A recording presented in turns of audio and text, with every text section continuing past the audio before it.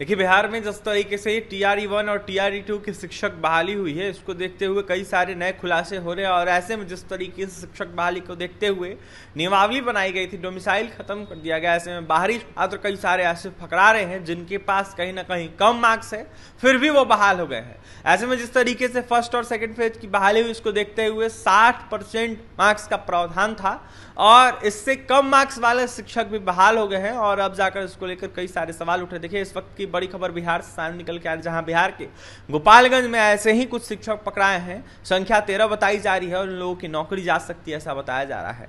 बता दें दर्शकों की, जिस तरीके से बिहार में शिक्षक बहाली हो रही लगातार, इसको लेकर कहीं ना कहीं जो शिक्षक हैं वो लगातार पकड़े जा रहे हैं। ऐसे में बिहार लोक सेवा आयोग BPSC के TRE 1 और TRE 2 में बहाल होकर जिले में कार्यरत 13 शिक्षकों की नौकरी पर तलवार लटकने लगी है। ये सभी शिक्षक बिहार के बाहर के निवासी हैं और कहीं ना कहीं देखा जाए तो केंद्रीय शिक्षक पात्रता परीक्षा CTET में इनका मार्क्स 60% से कम है। जबकि शिक्षक जो है बहाली नियमावली के अनुसार बिहार राज्य से बाहर की महिला अभ्यर्थियों को CTET के कम से कम 60% अंक अनिवार्य किए गए थे। और ऐसे में इसको देखते हुए जिस तरीके से खबरें आ रही है, कहीं ना कहीं बताया जा रहा है कि कुछ महिला अभ्यर्थियों ने इससे कम मार्क्स के बावजूद भी नौकरी पा ली। शिक्षा विभाग मुख्यालय के आदेश पर शुरू हुई जांच में 13 शिक्षिकाओं को देखते हुए नाम शामिल किया गया है। ऐसे में उनसे स्पष्टीकरण की मांग की गई है, लेकिन स्पष्टीकरण का जवाब संतोषजनक नहीं मिला है, तो कार्रवाई शुरू कर दी गई है। CTET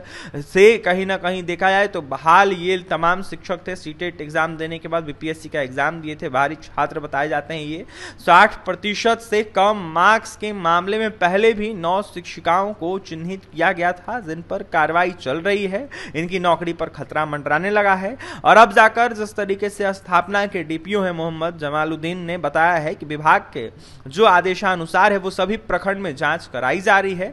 और इसको देखते हुए कहीं ना कहीं जिसमें अभी तक 13 शिक्षिकाओं का नाम सामने निकल के आया, जिन शिक्षिकाओं का नाम सामने निकल के आया, उनके विरुद्ध कार्रवाई शुरू कर दिया गया है। कार्रवाई में कहीं ना कहीं कई सारे नाम शामिल हैं। इनमें माझा प्रखंड के मध्य विद्यालय भैंसी के मनीष वर्मा शामिल है। कुचायकोट प्रखंड के मध्य विद्यालय जलालपुर के पूनम निषाद शामिल है। भोरे प्रखंड के उत्क्रमित मध्य विद्यालय कुशवाहा के कहीं ना कहीं रंजना कुशवाहा शामिल है। ऐसे में बैकुंठपुर प्रखंड की नवसृजित प्राथमिक विद्यालय में कहीं ना कहीं सिंहासन बैठा के टोला की राजनंदनी पासवान शामिल है। कटिया प्रखंड के उत्क्रमित मध्य विद्यालय बेलही डीह की आयशा परवीन तथा उत्क्रमित मध्य विद्यालय उम्ही बांके की कहीं ना कहीं विनीता कुमारी शामिल है। ऐसे में सिंधवलिया प्रखंड के नवसृजित प्राथमिक विद्यालय मौजे सुपौली की कुमारी अंकिता कुशवाहा शामिल है। हथुआ प्रखंड के उत्क्रमित विद्यालय के एकंडगा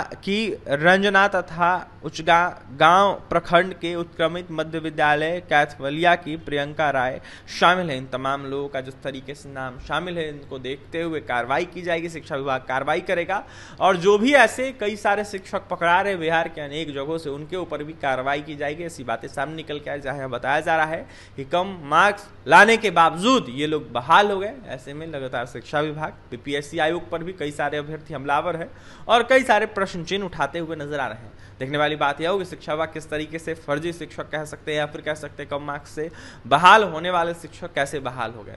तो फिलहाल इन लोगों पर कब तक शिक्षा विभाग कार्रवाई करेगा, बड़ा सवाल है। और ये तमाम खबरों के लिए बने रहे हमारे साथ। कैमरे सहयोगी विकास है। बहुत बहुत धन्यवाद।